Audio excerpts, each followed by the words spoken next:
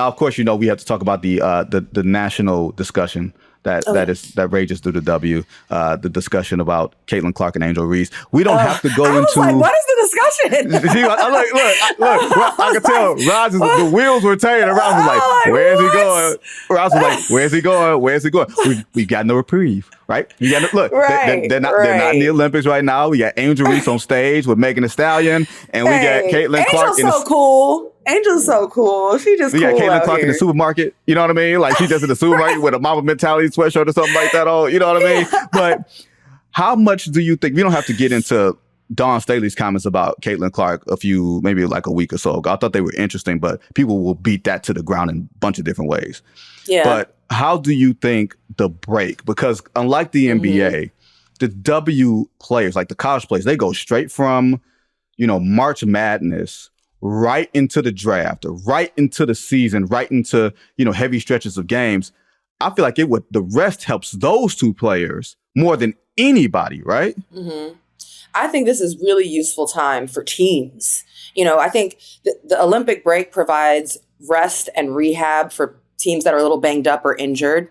I think it provides practice time, a chance to work on skills, a chance to reassess what you've learned for the young or rookie players to now, okay, I was thrown into the fire. Now I got almost a month here to watch film, work on my game, get stronger, come back confident and rested. The Indiana Fever in particular, I mean, it was a major headline. They were thrown of all the people in the fire, they was in there burning. It was the wildest schedule, the most games.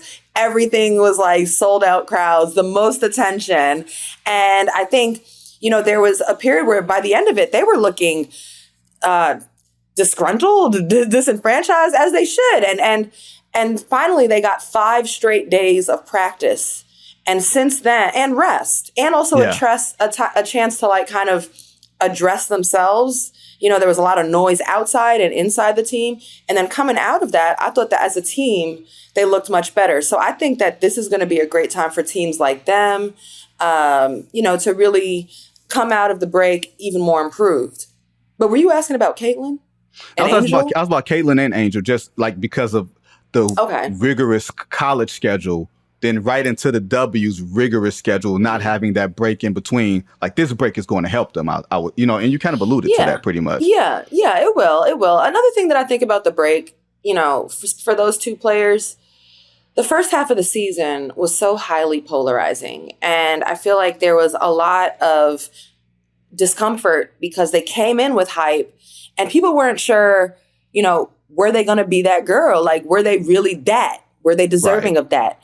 And I think both of these players, whether it be with, rookie records being shattered, at WNBA records, where they were, leading in assists for Caitlin, leading in rebounds, offensive rebounds at times for Angel, the double-double record, for both of them to come in and be all-stars, Angel Reese to come in and have a double-double, for, Caitlin Clark to come to the All-Star game and make a rookie record for assists, nearly taking down Sue Bird's assist record for the All-Star game.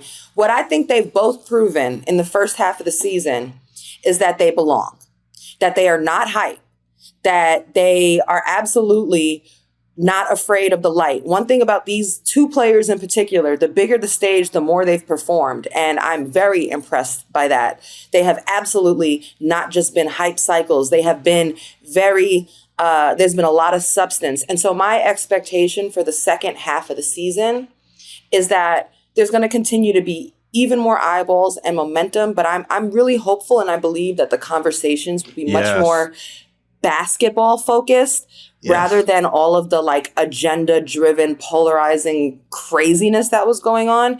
And I'm hoping that people could just hoop. Let's just see the girls It's been hoop. uncomfortable. In the beginning, you were glad that, people were into the tent. You know what I mean? You're into the tent, you're into the conversation, you're watching, you're seeing all these other things. And then it just gets kind of weird. People don't know what the hell they talking about. And they're using Caitlin to beat up on Angel, or they're using Angel to be, whatever it is. It just felt so freaking weird. Didn't like it at all. But I'm glad we'll be able to get back to the basketball. And with that, we're going to take our last ad break and we will be right back with Ros.